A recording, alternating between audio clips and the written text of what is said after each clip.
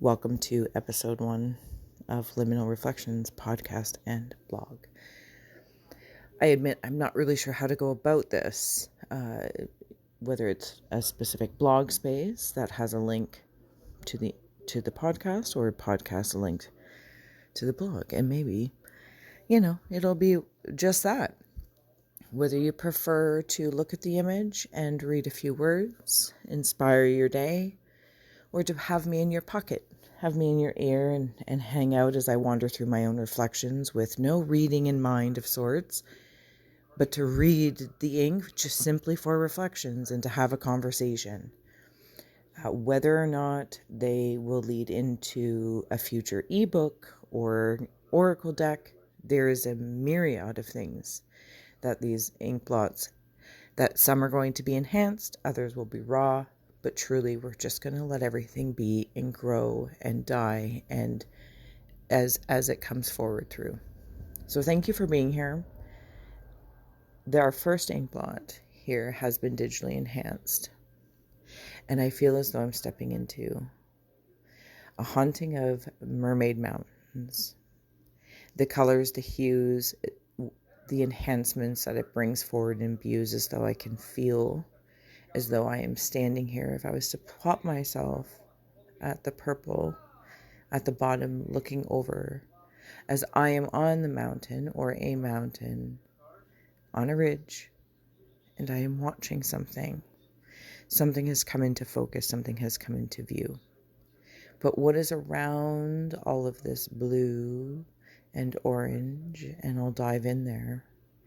But I'm called to the comfort zone of the haunted aura around it, the ghosts, the goblins, the cries, the souls, not only the pain and the sufferings, but the camaraderie, the house back there, if you can see it. Shout out to the House of Scrying, of course. That's actually where I'm most comfortable.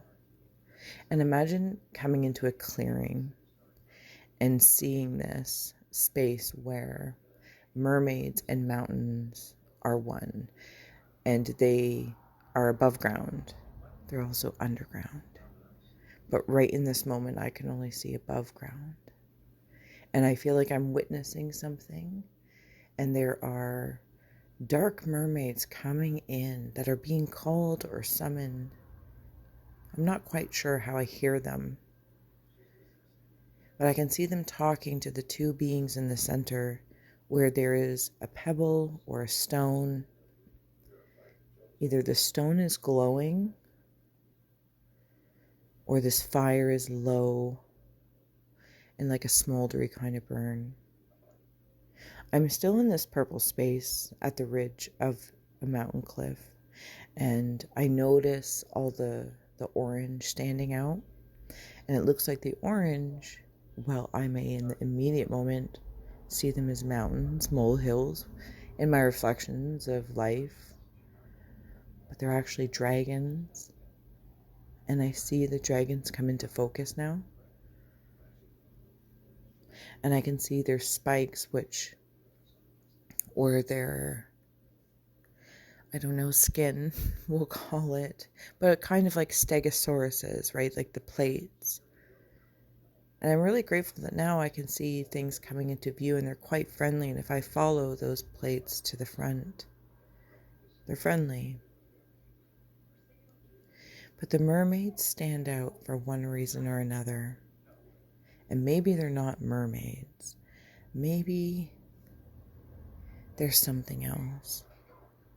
Maybe there's something else that swims in the lagoons, that gets called forth. Maybe it's a piece of my own pain in the emotional realms and waters, that gets called by the spark of something that ignites my fright or spite, defense. I'm not judging anything. I'm just looking at it, and I'm seeing it. There's something sacred going on in the center. And I don't know if I actually need to figure it out in this moment, but I'm just here with you exploring. Because these mermaids, it's as though maybe I'm seeing them from the space of the dark waters in which they dwell, the depth where colored is different. And maybe they carry a little bit of that depth to the surface. And I, in this moment, am judging them going, oh, but that's just part of their depth. Their shield, their energy, their fins and follicles are colored for their environment and atmosphere in which they can dwell. And here they are, I'm seeing them on the surface. And now I'm really, really grateful that I get to see it. There's also angelfish here. But these angelfish also have a ram or bison type feel, possibly to ox. I want to lean more bison and ox, and then bring in the air of angelfish to that. And all the while I'm sitting here looking at this, I am surrounded by the spirits, the ghouls, the ghosts, the hauntings of the cries, and also the howls that surround me with hugs. Like, I feel seen in the background. I feel supported, comforted. But I'm noticing in this moment as I'm speaking with you, being in this purple spot, which is where I kind of feel like I've just plopped in like a purple frog. And I'm on the edge. And I don't actually know that it's about choice. I think it's perspective. I think it's viewing. I think there's also a replenishment that's happening here. And it's as though I'm seeing like an ecosystem coalesce of mountains and mermaids, where fire and water meet, where charcoal has been and is the rocks.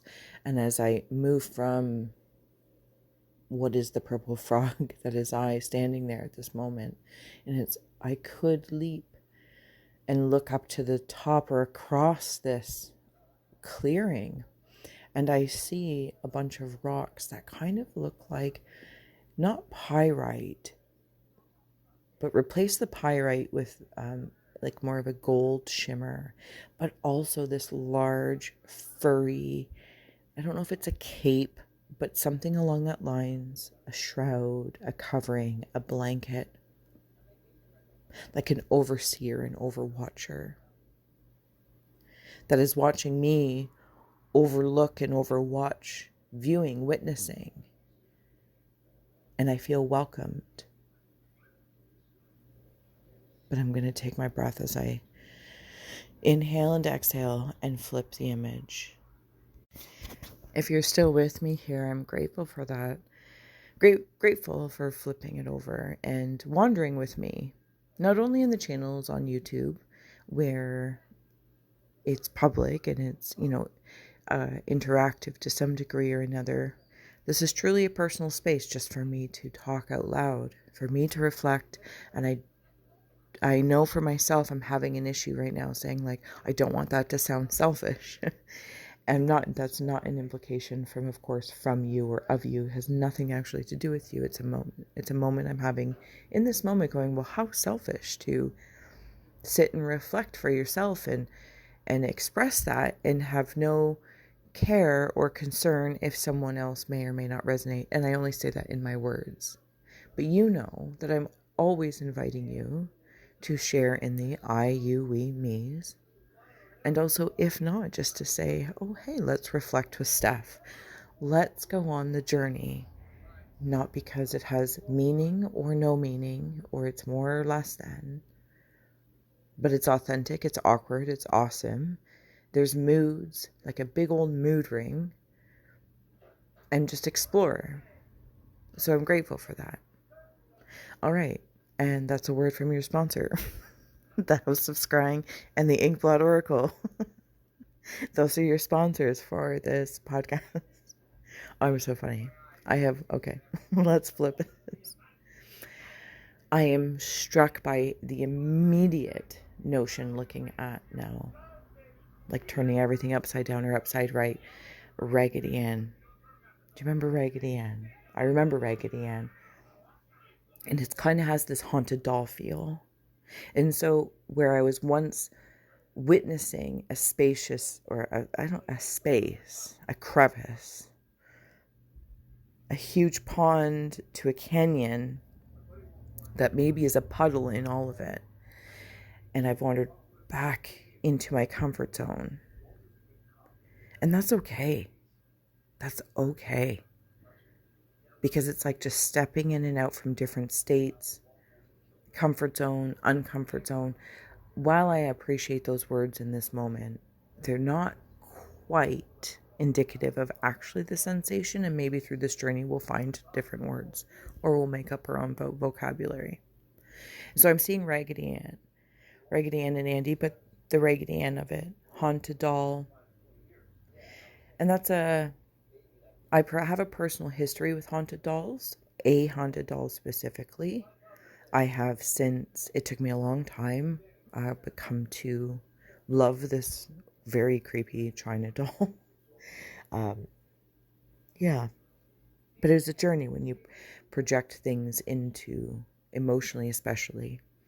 And I did grow up with poltergeist activity, externalized of myself, being, potent teenage energy, and growing up haunted. And I say that in the most loving way. It's like the word hag. I'm like, yeah, it's all good. And maybe, you'll find out more about me if you haven't already through this journey. But, the paranormal was very normal for me growing up. But yeah, some very stark things and striking and scary things as well. And so the haunted doll really resonates with my heart of hearts and how precious I am in the way I project out my energy to items and objects. And also, if that means giving them away or donating them or whatnot, I'm happy to do that. If it feels well for the wellness of just the energy exchanges. And also, your girl here is a thrifter.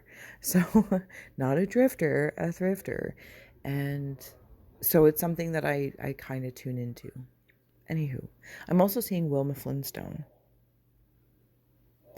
Yes. And where it was once like that mountainous being, it's like down at the bottom is like a necklace made of these big rocks. Flintstone times, think, primitive and yet domestic, finding ways to be in whatever environment it is, to have it be to a certain extent domesticated and comfortable, to maneuver, to work, to be able to flow, to be able to move things around. I'm a hardcore rearranger of environments, physical environments, energy, emotions, as you're aware, but like in this moment, I'm just seeing, wow, but there are always grounding stones. There are certain things that I appreciate that it's not because they're not movable, but they are in their perfect place. And things can move around them. And it's gorgeous. I'm also seeing where I was once standing before in the purple frogs is now turning into like a third eye to crown area, and it's a double-headed dragon, which is really curious because this double-headed dragon is also being kissed by llamas or lambs, and if I may even put llama and lambs together. The blushing of the cheeks is coming in, and I adore that. As you know, my temperature rises and falls, and I get red and I flush at really just it's part of my sensitivity. If I'm channeling a certain energy, entity, emotion, to feeling sentiment, sorrow, happiness, my body just flushes really quickly, which also brings me spreading out into the coolness of the blues off to the side. And it's like these cool parts of my face or even my energy. And it's like, you know what? It's okay to rise in temperature, and the cooling seems to separate and move out, and then other times the cooling comes over and I become pale once again.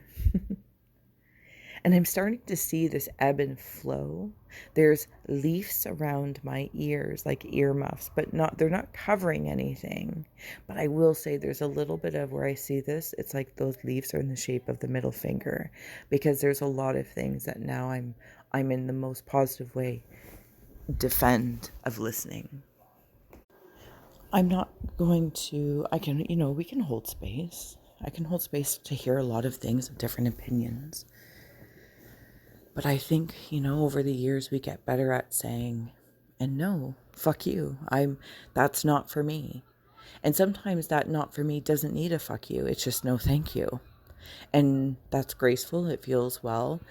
And there's other times where I have to remind myself, like, make no mistake, in our maturing and our aging with grace and whatnot, we always have a fuck you. That inner adolescent or teenager, that fire doesn't get snuffed out. That's such a potent time. And while my teenage years were very angry, but also some very heightened things happened in there. I saw my first ghost apparition at a party. How embarrassing when you're a teenager. You're already the psychic witch's medium's daughter, and then you're seeing ghosts at a party. You're like, okay, but maybe we'll get into that next time. Maybe we'll go through some old stories. But yeah, I'm in this moment. I'm very, very appreciative of it. Very, very appreciative of it. I want to wander up. I'm being called to the top of the image in its totality, where the ghouls and the faces are coming down. But there's this black figure where the llamas and the lambs are. So that fire that's not subdued, but has also learned what's worth our time and attention. And it works with the double-headed dragon. So there's this black figure just between, you don't have to go looking for it. I'm just trying to bring you with me between the orange and the blue, and all black. And it's like the wind is behind me, and I can feel the breeze. That maybe if I was on the original side of the ridge of the mountain where the haunted mermaids are being summoned or called, I don't know, or just simply listening and conversing. And if I could imagine that maybe in the haunted forest around it is a little colder, but there's a wind, and I can feel this moment so sincerely, so realistically when I look at it, and I just sit there when I'm seeing this part of the ink. I feel like the wind, and I feel as though it's almost like a support. It feels like if you could fall, if it was so windy out and that wasn't a problem or a scary thing, and you could just fall back and the wind would hold you up, like the earth would if you were to lay upon the grass, and it would just hold you up. Just let it go, girl. Let it be. Plug in, air out. It's like every pore from my back to my front is speaking through, moving through, and maybe this whole space that I'm looking at is the ecosystem of the in-between. I'm not really sure, but that's how it's feeling at this moment.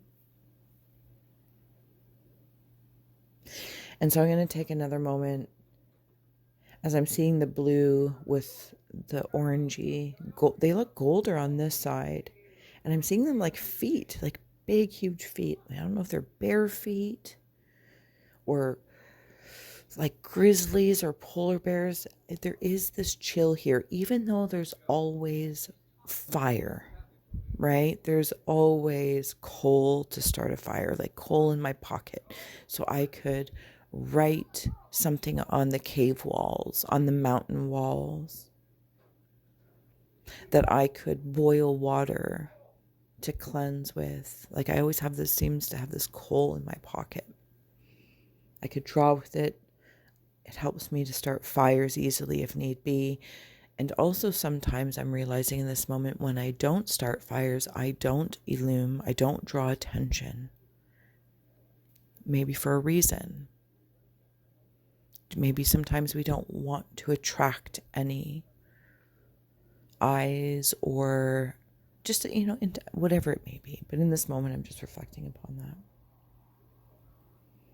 And I can see that. Very much so. I like a lot of time alone and quietness. Though, I have my music loud in the car, or if I'm jamming out to something with my headphones on. But for the most part, it's like my social battery. It's in spurts, and they tend to be much shorter than the average person, or at least the average social batteries that I've been around.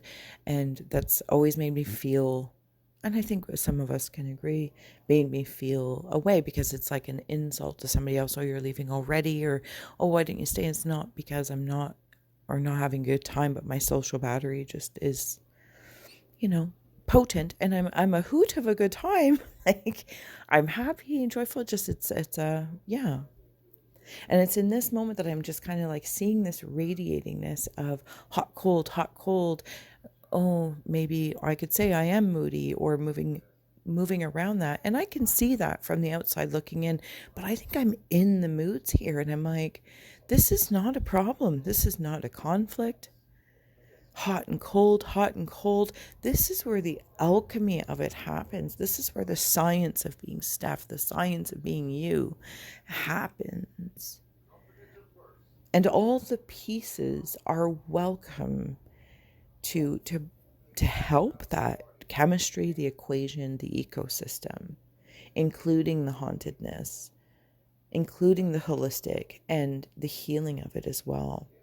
Because I think sometimes, as I'm seeing around here, there's blindfolds. And for those of you that don't know, that sometimes when I just scry in meditation on my own with it, for no one else but my own sanity and saneness, my eyes are blindfolded or have a shroud over my head. Again, it's like quiet for the eyes. It's not about anything else, just it's quiet for the eyes. Nonetheless, I'm taking one last look as I'm gazing here, and I hope that you have enjoyed wandering around with me. I'm seeing wooden rattles. I'm also seeing because I have Thai massage training, and I did that for quite a many years actually, and I never did it professionally, but I did take a little interest kind of course on the Thai massage. When they do the bundle, like they have the bundle of herbs and they press, and forgive me, I'm just reflecting. It's been a long time, and I'm seeing those like herbal bundles and also rattles. And I'm also getting this feeling of things being called in, but from the bottoms of the feet, where I may grip my toes. Yeah, but I'm happy. And you know what's interesting? I'm going to start to leave you with this. I'm hauntingly happy. And I think that journey to this point, where sometimes it feels like we aren't sure. I wasn't sure. But I think that I've always been okay with that. Because what happens on the surface outside of this wonderfully holistically haunted mountain range, and mermaids and goats and llamas and lambs, and the wind and the shrouds of the dragons and the bare feet, maybe they're Bigfoots too. That's where things make sense. And I know that while we're walking, talking, doing jobs, positions, titles, and having these experiences, the threshold is between those two talking. And I have no words to say it right now, but there is a sense of peace I have in this very moment that it's like, oh, I get it. And have you ever had that moment when you're like, I get it. I don't know what it is. I can't speak to it. It's not about solving a problem, or how do you solve a problem like stuff? How do we do this? All of those things I appreciate. It's just in this moment I'm like, yeah. And if my body is the doll, what do I want to haunt it with? I'm going to leave you with that today. So thank you so much for being here for episode 1 of Liminal Reflections blog and podcast. Like I said, I will do my best to tag things accordingly. Blog, we will figure it out together. Thank you for being here and your support on the channel and your interest and inspirations. And this fall, we're going to get ready for just embracing expansion. So this journey will maybe be cobblestones up to that. All right. Until next time, guys, have a great day. Have a good evening, a good sleep. And if I've been in your car with you or your pocket or you're having a smoke, good day. I'll talk to you soon. Later.